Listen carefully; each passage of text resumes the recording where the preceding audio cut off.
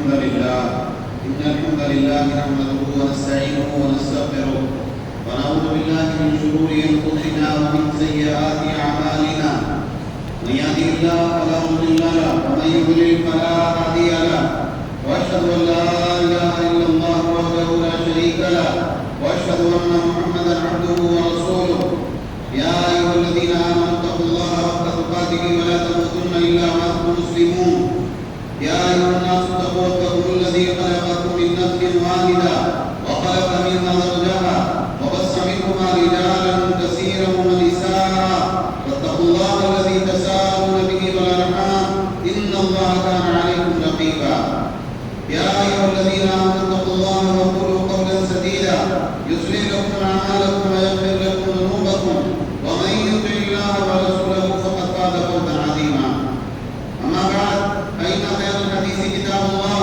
وخير الهدي هدي محمد صلى الله عليه وعلى آله وسلم وشر الأمور محدثاتها وكل محدثة بدعة وكل بدعة ضلالة وكل ضلالة في النار. قال سبحانه وتعالى إن الذين يغضون أصواتهم عند رسول الله أولئك الذين امتحن الله قلوبهم للتقوى لهم مغفرة وأجر عظيم.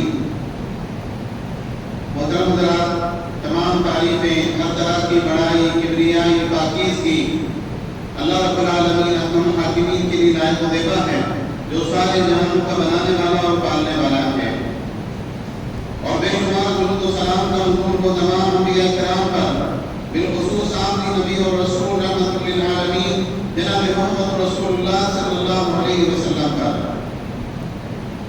بہرحال اپنے صلاۃ کے بعد سورہ حجرات سے ایک آیت کریمہ جو سورہ حجرات کی آیت نمبر 3 ہے آپ حضرات کے سامنے تلاوت کی گئی، جس میں اللہ رب العالمین نے ارشاد فرمایا کہ بے شک وہ لوگ جو اپنی آوازیں اللہ کے رسول صلی اللہ علیہ وسلم کے پاس میں پست رکھتے ہیں، رسول اللہ صلی اللہ علیہ وسلم کی مجلس میں دھیرے آواز سے بات کرتے ہیں، ہلکی آواز سے بات کرتے ہیں، یہ لوگ ہیں جن کے دلوں کو اللہ تعالیٰ نے تقوی کے لیے چن لیا ہے، ان کے لیے مغفرت ہے، اور اللہ رب العالمین نے بہت بڑا اجر ان لوگوں کے لیے تیار کر رکھا ہے.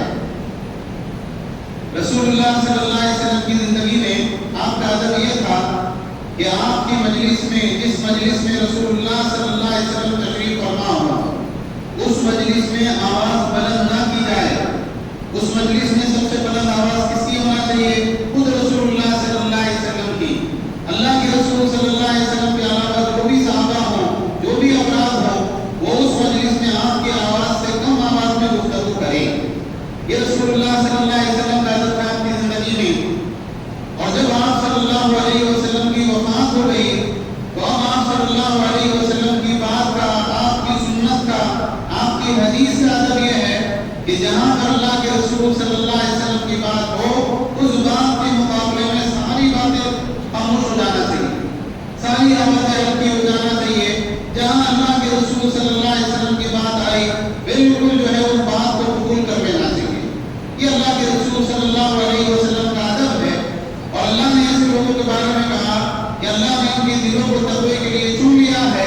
اللہ تعالیٰ کی طرف سے مغفرت کا بھی وعدہ ہے اور بہت بڑے اجر و ثواب کا وعدہ اللہ تعالیٰ نے ایسے لوگوں کے لیے کر رکھا ہے.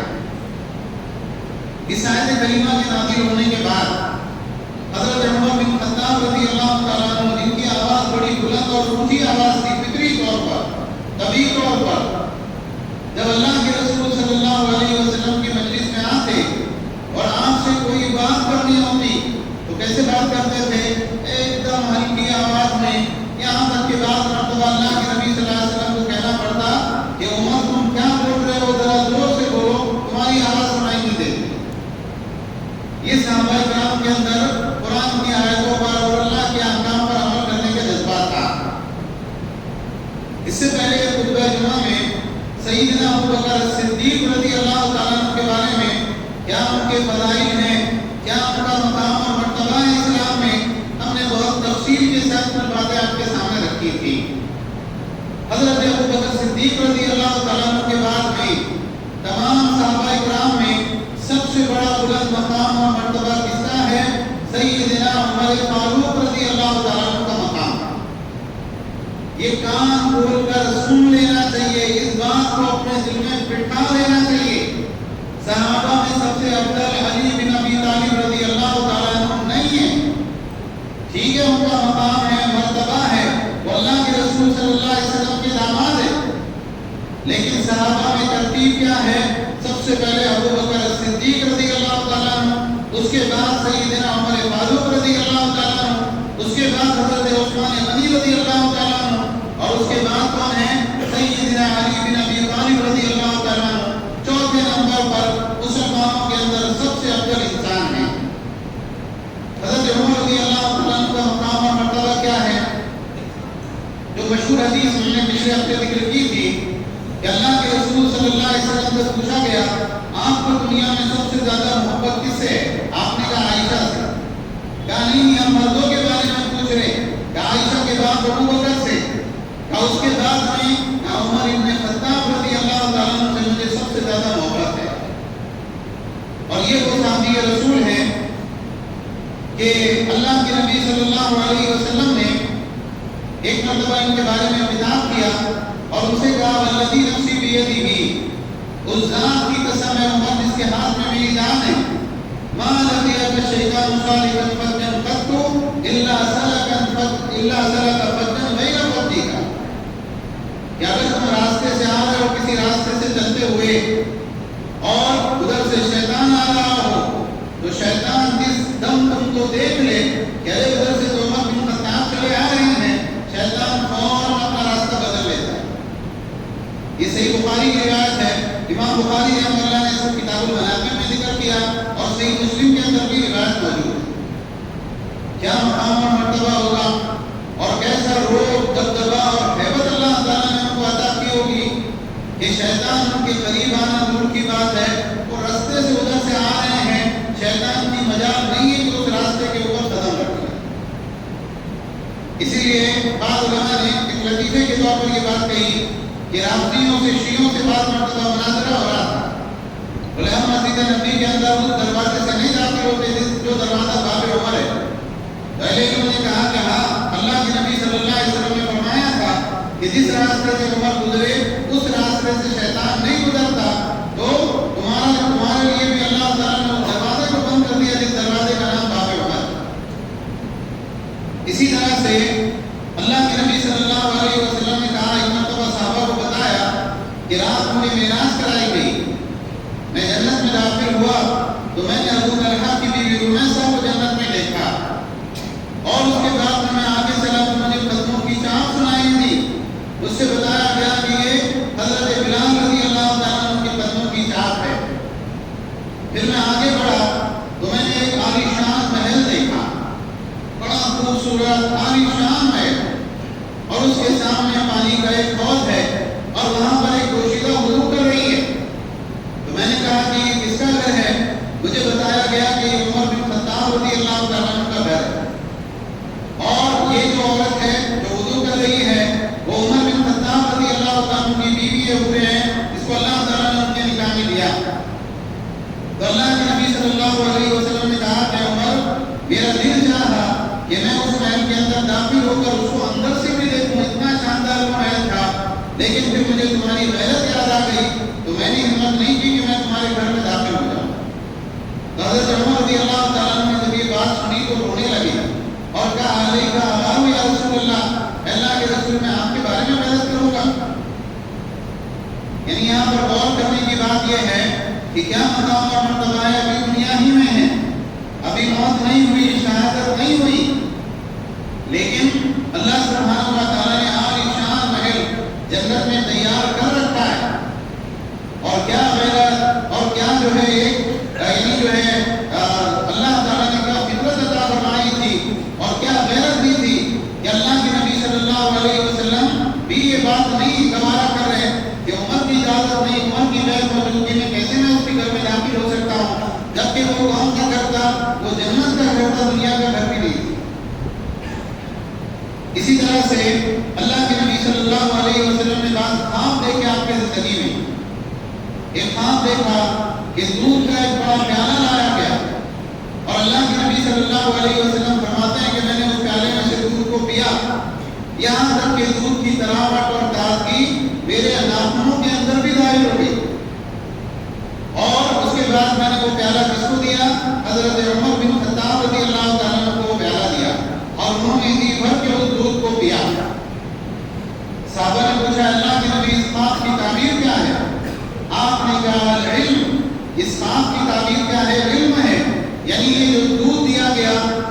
ساتھ دین کا علم ہے تو اللہ تعالیٰ نے علمی اعتبار سے حضرت عمر کو یہ مقام اور مرتبہ عطا کیا. اسی طرح ایک مرتبہ اللہ کے نبی صلی اللہ علیہ وسلم نے خواب دیکھا کہ لوگ آپ کے پاس آ رہے ہیں اور لوگوں نے قمیصیں پہن رکھی ہے. تو کسی کی قمیص اتنی چھوٹی ہے کہ اس نے بس اس کے سینے کو کور کر رکھا ہے, کسی کی قمیص اس سے تھوڑی لمبی ہے, کسی کی قمیص اس سے تھوڑی لمبی ہے. اور حضرت عمر بن خطاب رضی اللہ تعالیٰ عنہ آئے تو ان کی قمیص اتنی لمبی تھی کہ زمین کے اوپر گھسٹ رہی تھی. صحابہ نے پوچھا اللہ کے نبی اس خواب کی تعبیر کیا ہے؟ آپ نے کہا اس خواب کی تعبیر دین ہے. یعنی یہ جو لمبی قمیص دکھائی گئی اس سے یہ معلوم ہوا کہ حضرت عمر رضی اللہ تعالیٰ عنہ دینی اعتبار سے کس مقام اور مرتبے کے اوپر فائز ہے.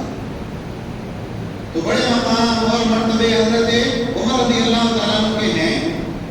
ایک حدیث میں اللہ کے نبی صلی اللہ علیہ وسلم نے فرمایا کہ پہلی امتوں میں ایسے لوگ ہوا کرتے تھے جو الہامی شخصیت ہوا کرتے تھے.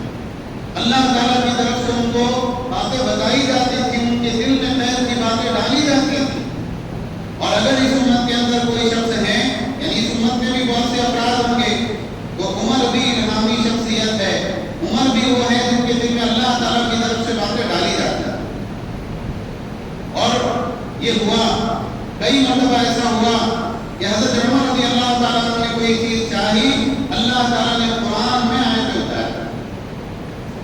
ایک مرتبہ حضرت عمر رضی اللہ تعالیٰ عنہ نے اللہ کے نبی صلی اللہ علیہ وسلم سے کہا, اے اللہ کے نبی کتنا اچھا ہو کہ ہم مقام ابراہیم کو نماز پڑھنے کی جگہ بنا لیں.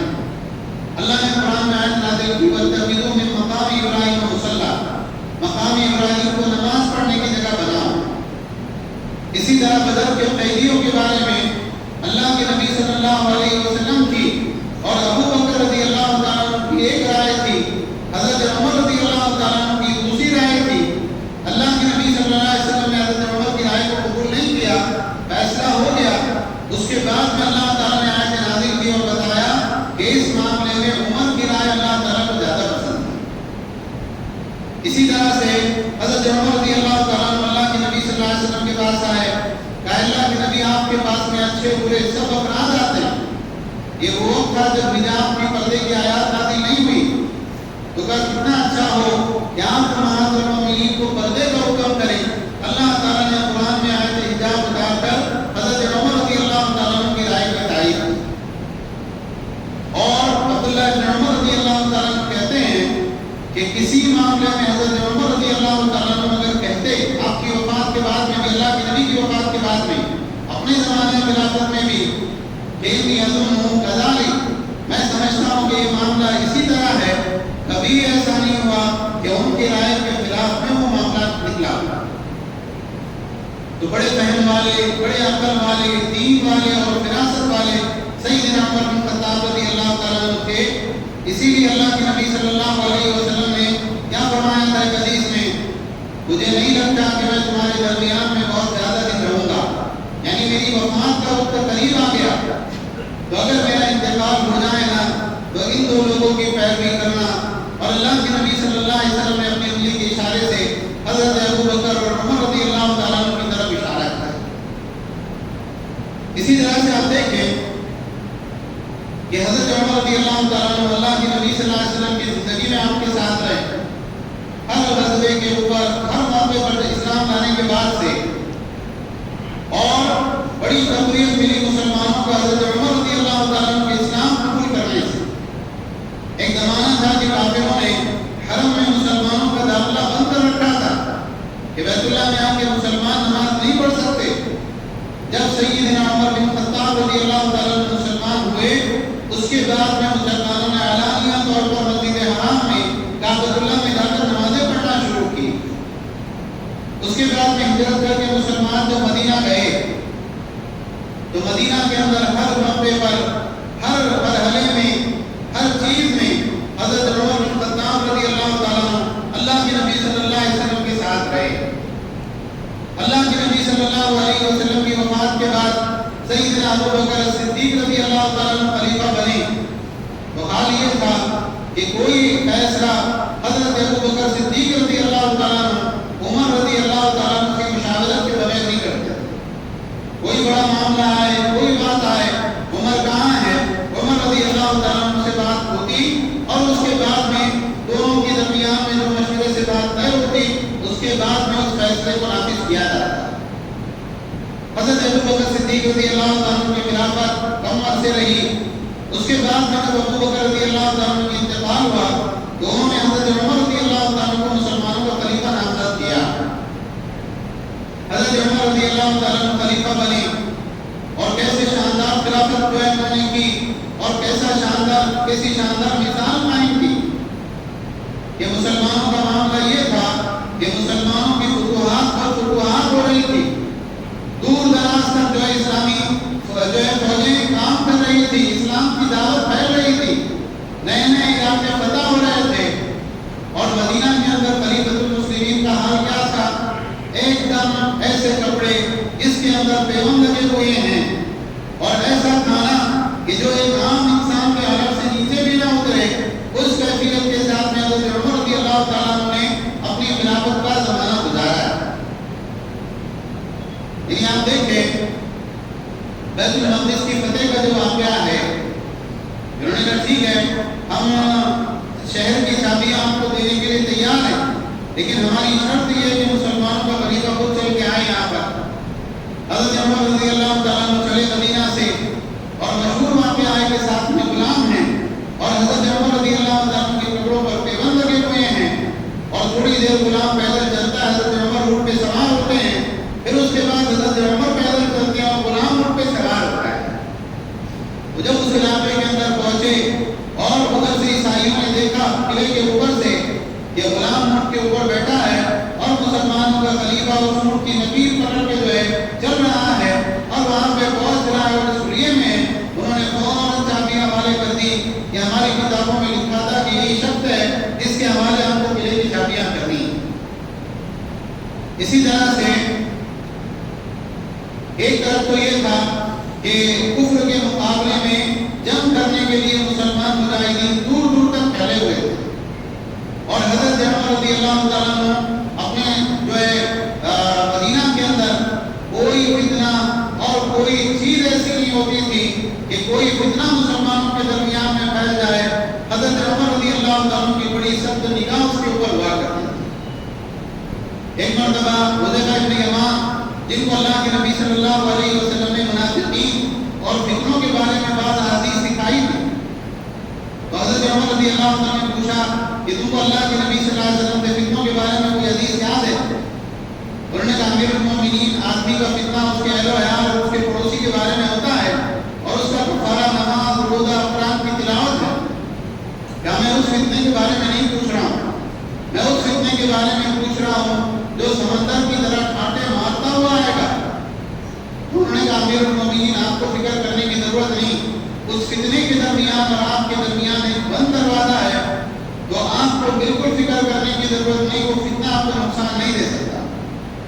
انہوں نے کہا کہ اچھا یہ بتاؤ کہ وہ دروازہ کھولا جائے گا یا توڑا جائے گا؟ کہا نہیں، وہ دروازہ توڑا جائے گا۔ کہ اگر وہ دروازہ توڑا گیا تو اس کا مطلب تو یہ ہے کہ قیامت تک بھی وہ دروازہ بند نہیں ہوگا۔ ہاں بالکل ایسا ہی ہے۔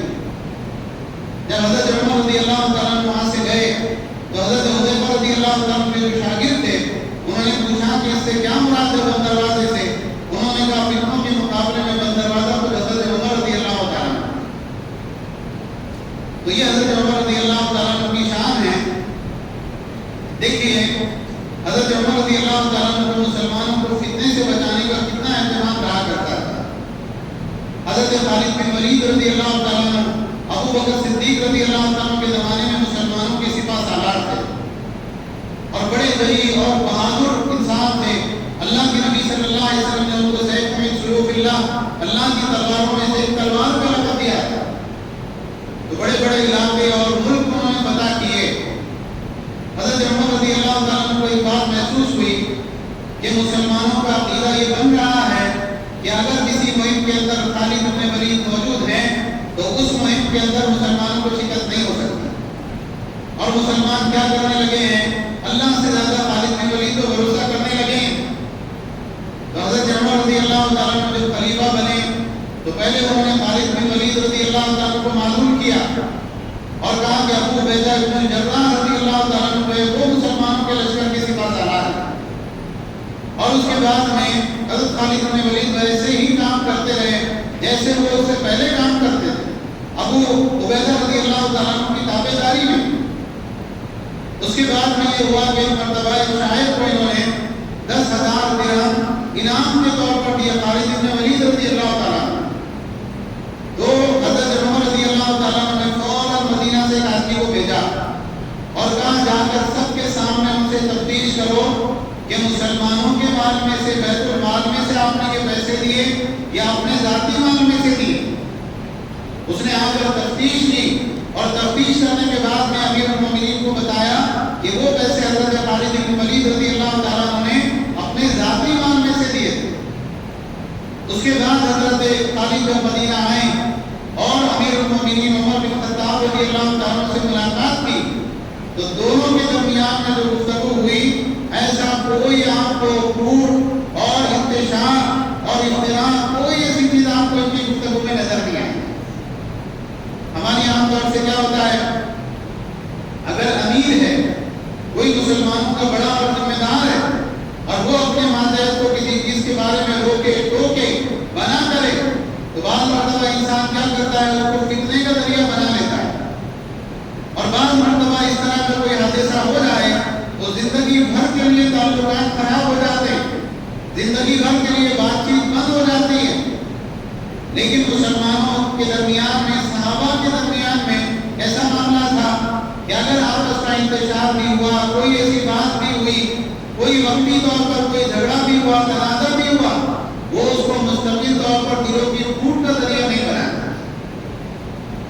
اسی طرح سے حضرت عمر رضی اللہ عنہ کے زمانے خلافت میں ایک چیز جو ہم کو ملتی ہے کہ وہ مسلمانوں کی بہت فکر کیا کرتے تھے، بلکہ عام انسانوں کے بجائے جانوروں کی بھی فکر کیا کرتے تھے۔ اور حضرت عمر رضی اللہ تعالیٰ عنہ کہا کرتے تھے کہ اگر عراق میں، مدینہ میں نہیں، حجاز میں نہیں، اگر عراق کے علاقے میں بھی کسی خنجر کو ٹھوکر لگے تو ہو سکتا ہے کہ اللہ مجھ سے یہ پوچھے کہ عمر تم نے راستے برابر کیوں نہیں کیے تھے، جس کی وجہ سے ایک جانور کو تکلیف جھیلنی پڑی۔ بہت مشہور واقعات ہے کہ حضرت عمر رضی اللہ تعالیٰ عنہ اپنے زمانے خلافت میں رات کے وقت میں گشت کر رہے گلیوں میں، دیکھا کہ ایک خیمہ لگا ہوا ہے، اندر سے کچھ کرانے کی آواز آ رہی ہے اور ایک آدمی اداس اور ملول باہر بیٹھا ہوا ہے۔ بھائی کیا بات ہے، کیا ضرورت ہے جس کی وجہ سے آپ ایسا بیٹھے ہیں؟ اس نے کہا بھائی جاؤ تم تمہارا کام کرو، میں ذرا پریشان ہوں۔ کہ نہیں بتاؤ تو صحیح کیا بات ہے؟ کیا بات یہ ہے کہ میری بیوی کو زچگی کا وقت ہے، اس کو بچہ ہونے والا ہے اور ہم اجنبی علاقے میں سفر میں ہیں اور ہم یہاں کسی کو جانتے ہیں کہ اب میں پریشان ہوں کہ اس کا معاملات کیسے ہوں۔ کہ اللہ کے بندے اس میں فکر کی کیا بات ہے؟ گھر پر گئے، اپنی اہلیہ کو اٹھایا اور کہا دیکھو ایسا ایسا مسئلہ ہے۔ ان کا بالکل خوشی سے میں چلنے کے لیے تیار ہوں، ساتھ میں کچھ کپڑے، ضرورت کا سامان، کھانے پینے کا سامان لیا اور اہلیہ اندر چلی گئی اور یہ باہر بیٹھ کر ان کے لیے کھانا بنانے لگے اور کھانا بنا کر اس آدمی کو کھلایا۔ تو اندر سے بیوی نے آواز دی کہ امیر المومنین اپنے ساتھی کو خوشخبری دیجیے، اس کو لڑکا ہوا ہے۔ جب اس آدمی نے یہ بات سنی ایک دم ہاتھ چل رہ گیا کہ میرے بازو میں جو بیٹھے ہیں وہ کون ہے؟ امیر المومنین ہے۔ اور کس کو لے کے آئے تھے؟ کسی عام مسلمان کو یہ حکم نہیں دیا تھا جاؤ فلانے جاؤ جا کے اٹھا کے لاؤ، فلاں کے گھر سے اس کو بلاؤ۔ خود گئے اپنے گھر پہ، اپنی بیوی کو اٹھایا اور رات کے وقت میں کیا کر رہے ہیں؟ ایک اجنبی مسلمان کی مدد کر رہے ہیں۔ ایسے نسیم واقعات آپ کو حضرت عمر رضی اللہ عنہ کی زندگی میں ملیں گے۔ آج کے دور کے اندر ایک بہت بڑا جھوٹ جو پھیلایا گیا ہے وہ کیا ہے؟ حضرت ابو بکر، حضرت عمر اور دیگر صحابہ کو اہل بیت کے دشمن کے طور پر لوگوں نے پیش کیا۔ اللہ کے نبی کے گھر والے الگ، صحابہ اکرام الگ۔ یہ سب سے بڑا جھوٹ ہے۔ اللہ کے نبی صلی اللہ علیہ وسلم کے گھر والوں کا سب سے زیادہ ادب کرنے والے، سب سے زیادہ احترام کرنے والے، ان سے محبت کرنے والے کون تھے؟ حضرت ابو بکر اور عمر رضی اللہ تعالیٰ عنہ۔ بلکہ یہ خود اللہ کے نبی صلی اللہ علیہ وسلم کے گھر والے تھے، ان کی بیٹیاں اللہ کے نبی صلی اللہ علیہ وسلم کے نکاح میں تھی۔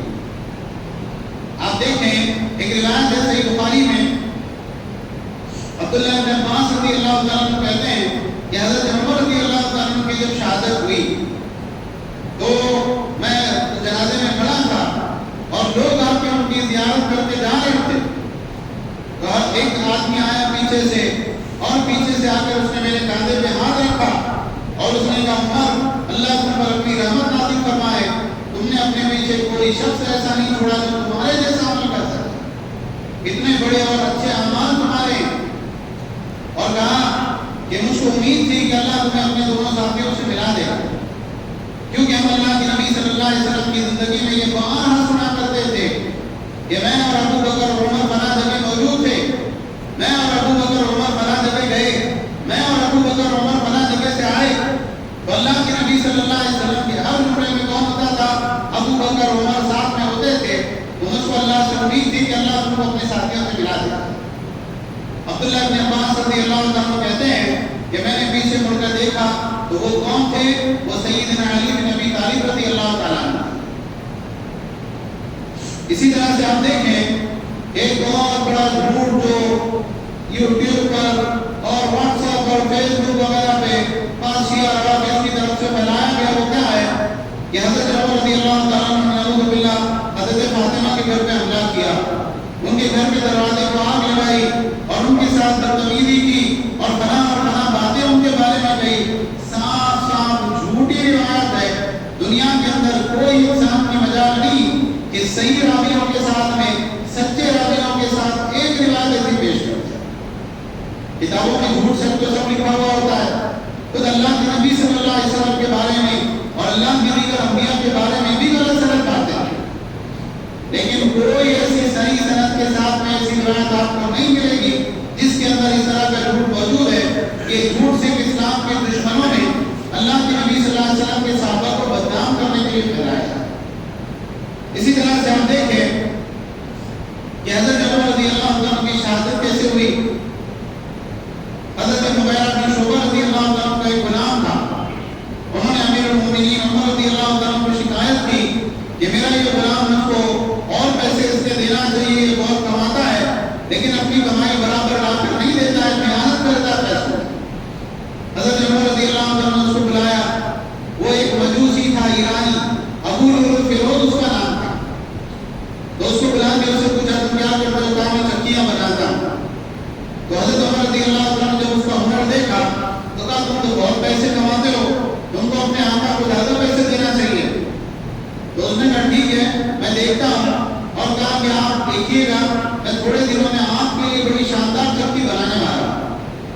تو جب وہ وہاں سے نکل کے گیا تو حضرت عمر رضی اللہ عنہ نے کہا جانتے ہو اس نے کیا کہا؟ اس نے مجھے قتل کی دھمکی دی، لیکن حضرت عمر رضی اللہ عنہ نے اس کے خلاف کوئی کارروائی اس لیے نہیں کی کہ اس نے صاف لفظوں میں یہ بات نہیں کہی تھی اور ابھی اس نے ایسا کچھ کیا نہیں تھا۔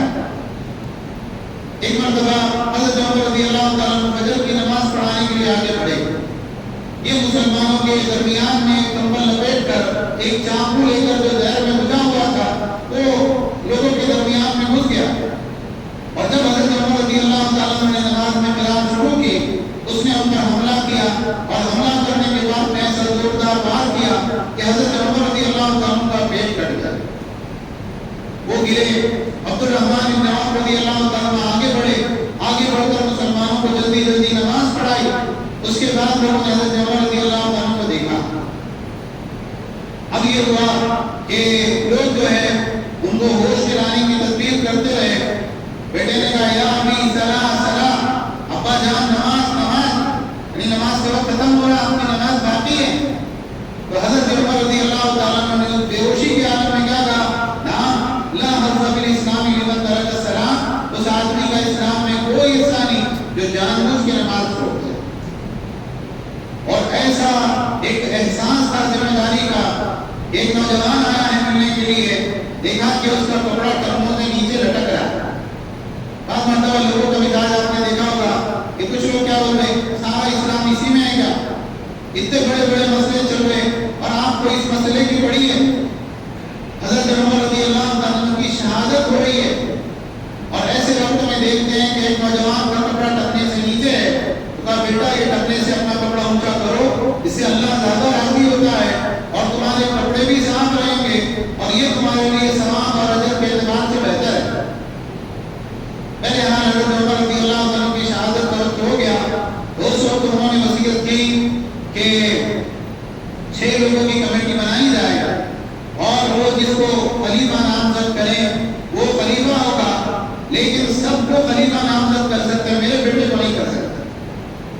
آج کل عام طور سے کیا ہوتا ہے، بھئی یہ مسجد میں نے بنائی ہے تو میرے بعد کون ذمہ دار ہوگا؟ اس کا میرا بیٹا۔ یہ مدرسہ میں نے بنایا ہے تو میرے مرنے کے بعد میں مدرسے کا ذمہ دار کون ہوگا؟ میرا بیٹا ہوگا۔ سارے مسلمانوں کی خلافت ہے اور بیٹا کون ہے؟ اللہ کے نبی کا صحابی ہے، لیکن حضرت عمر رضی اللہ عنہ کیا کہتے ہیں؟ میرا بیٹا نہیں ہوگا۔ اس کے علاوہ مسلمانوں میں سے جس کو خلیفہ بنانا چاہے تو میرا بیٹا مشورہ دے سکتا ہے، لیکن اس کو خلیفہ نہیں بنا سکتے، میری طرف سے گھمانے آتے۔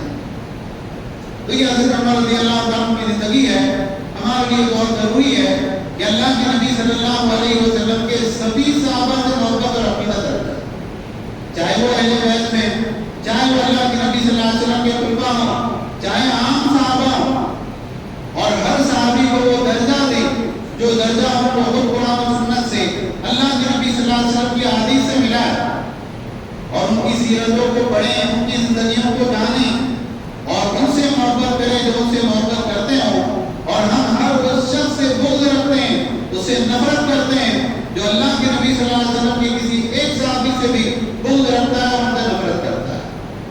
ہمارے لیے بہت ضروری ہے کہ ہم خلفائے راشدین کی زندگیوں کو جانیں۔ اللہ تعالیٰ ہم تمام کو کہنے سننے سے زیادہ عمل کی توفیق عطا فرمائے۔ ساری دنیا کے اندر جہاں جہاں مسلمان پریشان حال ہے، اللہ ان کی پریشانیوں کو دور فرما۔ جو مسلمان کافروں کے قید و بند کا شکار ہیں، اللہ ان کو آزادی اور رہائی عطا فرما۔ اللہ اسلام اور مسلمانوں کو غلبہ اور عزت عطا فرما۔ اللہ کفر اور کافروں کو ذلیل اور رسوا فرما۔ اللہ ان کو دنیا میں بھی بھلائی عطا فرما، آخرت میں بھی بھلائی عطا فرما، اور ہمیں آپ کے عذاب سے بچا لے۔ اللہ ہمارے والدین پر رحم فرما جیسے انہوں نے بچپن میں ہم پر رحم کیا۔ اللہ ہماری مغفرت فرما، ہمارے والدین کی مغفرت فرما، ہمارے گھر والوں کی مغفرت فرما، اور سارے مومن مردوں اور مومن عورتوں کی مغفرت فرما دے۔ اللہ ہم کو موجودہ دور کے فتنوں سے بچا لے۔ اللہ توحید اور سنت پر آخری وقت تک قائم رہنے کی توفیق عطا فرما، پنج وقتہ نمازوں کی پابندی کی توفیق عطا فرما، حرمین شریفین کی زیارت نصیب فرما۔ اللہ جو مسلمان بے روزگار ہیں ان کو حلال طیب روزگار عطا فرما۔